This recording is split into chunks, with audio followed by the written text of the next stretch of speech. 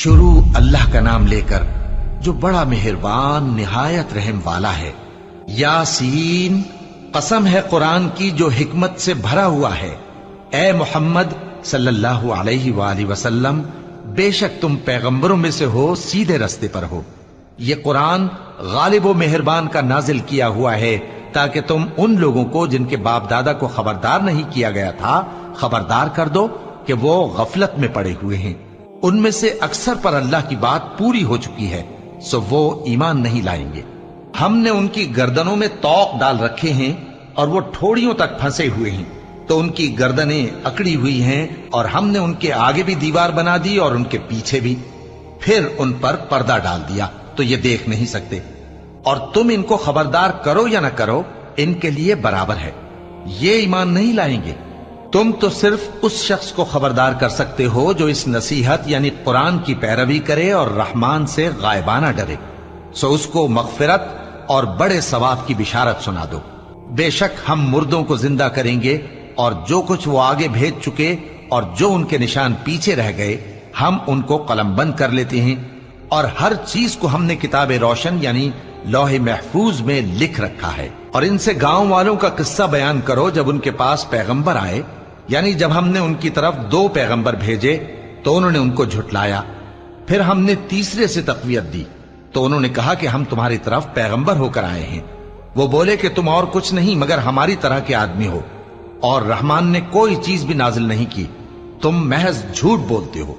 उन्होंने कहा कि हमारा परवरदिगार जानता है कि हम तुम्हारी तरफ पैगाम देकर भेजे गए हैं और हमारे जिम्मे तो साफ साफ पैगाम पहुंचा देना है और बस। वो बोले कि हम तुमको अपने लिए मनहूस समझते हैं, अगर तुम बाज ना आओगे तो हम तुम्हें संसार कर देंगे और तुमको हमसे दुख देने वाला अजाब पहुंचेगा। उन्होंने कहा कि तुम्हारी नहूसत तुम्हारे साथ है, क्या इसलिए कि तुमको नसीहत की गई? नहीं, बल्कि तुम ऐसे लोग हो जो हद से तजावुज कर गए हो।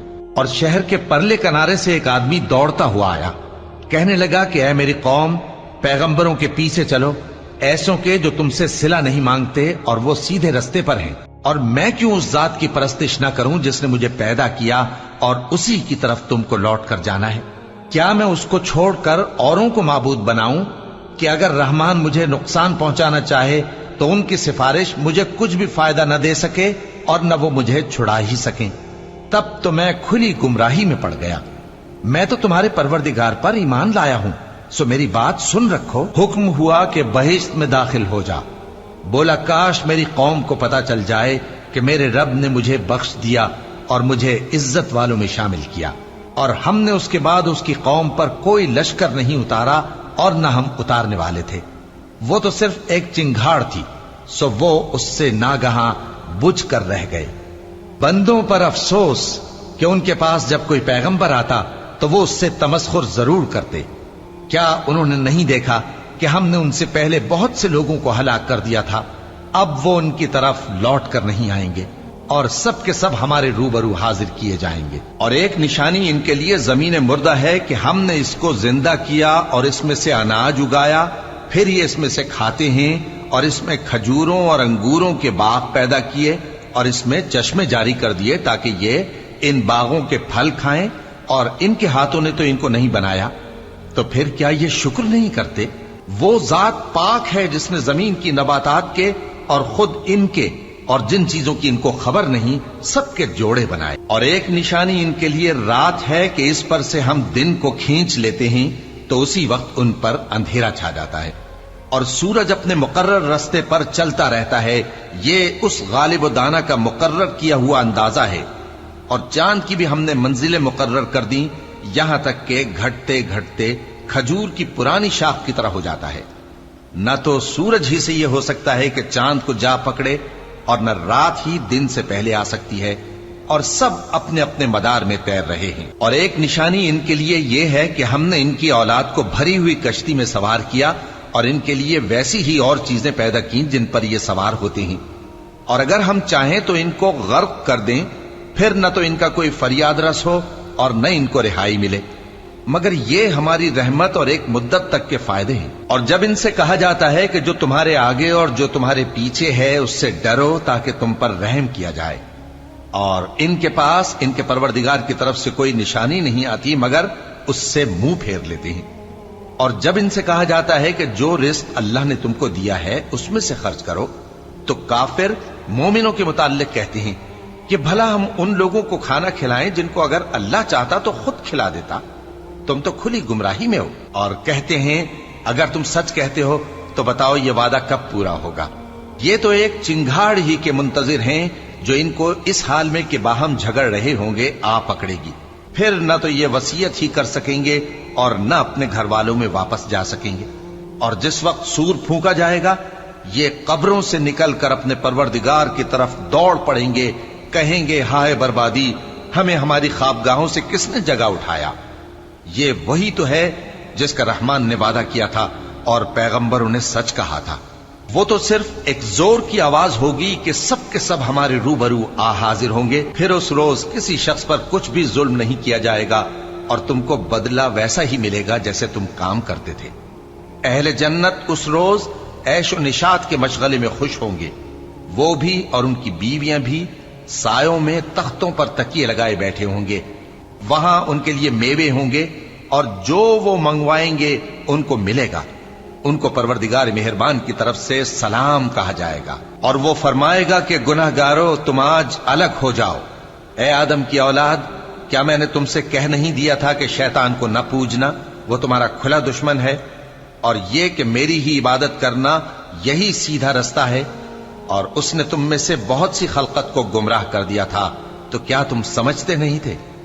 یہی وہ جہنم ہے جس کے تمہیں دھمکی دی جاتی تھی، جو تم کفر کرتے رہے ہو اس کے بدلے آج اس میں داخل ہو جاؤ۔ آج ہم ان کے منہوں پر مہر لگا دیں گے اور جو کچھ یہ کرتے رہے تھے ان کے ہاتھ ہم سے بیان کر دیں گے اور ان کے پاؤں اس کی گواہی دیں گے، اور اگر ہم چاہیں تو ان کی آنکھوں کو مٹا کر اندھا کر دیں، پھر یہ رستے کو دوڑیں تو کہاں سے دیکھ سکیں گے؟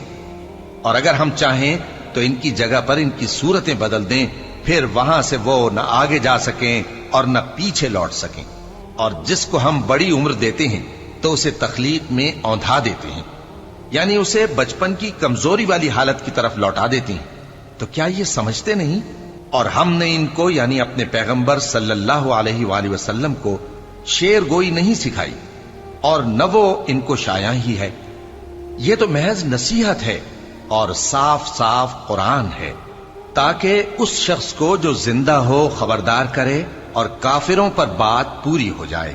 کیا انہوں نے نہیں دیکھا کہ جو چیزیں ہم نے اپنے ہاتھوں سے بنائیں ان میں سے ہم نے ان کے لیے مویشی پیدا کر دیے اور یہ ان کے مالک ہیں، اور ان کو ان کے قابو میں کر دیا تو کوئی تو ان میں سے ان کی سواری ہے اور کسی کو یہ کھاتے ہیں، اور ان میں ان کے لیے اور فائدے اور پینے کی چیزیں ہیں، تو کیا یہ شکر نہیں کرتے؟ اور انہوں نے اللہ کے سوا اور معبود بنا لیے ہیں کہ شاید ان سے ان کو مدد پہنچے، مگر وہ ان کی مدد کی ہرگز طاقت نہیں رکھتے، اور وہ ان کی فوج بنا کر حاضر کیے جائیں گے تو ان کی باتیں تمہیں غمناک نہ کر دیں۔ یہ جو کچھ چھپاتے اور جو کچھ ظاہر کرتے ہیں ہمیں سب معلوم ہے۔ کیا انسان نے نہیں دیکھا کہ ہم نے اس کو نطفے سے پیدا کیا، پھر وہ تڑاک پڑاک جھگڑنے لگا اور ہمارے بارے میں مثالیں بیان کرنے لگا اور اپنی پیدائش کو بھول گیا، کہنے لگا کہ جب ہڈیاں بوسیدہ ہو جائیں گی تو ان کو کون زندہ کرے گا؟ کہہ دو کہ ان کو وہ زندہ کرے گا جس نے ان کو پہلی بار پیدا کیا تھا، اور وہ ہر طرح کی تخلیق کو جانتا ہے، وہی جس نے تمہارے لیے سبز درخت سے آگ پیدا کی، پھر تم اس کی ٹہنیوں کو رگڑ کر ان سے آگ نکالتے ہو۔ بھلا جس نے آسمانوں اور زمین کو پیدا کیا، کیا وہ اس بات پر قادر نہیں کہ ان کو پھر ویسے ہی پیدا کر دے؟ کیوں نہیں؟ اور وہ تو سب کچھ پیدا کرنے والا کامل علم والا ہے۔ اس کی شان یہ ہے کہ جب وہ کسی چیز کا ارادہ کرتا ہے تو اس سے فرما دیتا ہے کہ ہو جا، تو وہ ہو جاتی ہے۔ وہ ذات پاک ہے جس کے ہاتھ میں ہر چیز کی حکومت ہے، اور اسی کی طرف تم کو لوٹ کر جانا ہے۔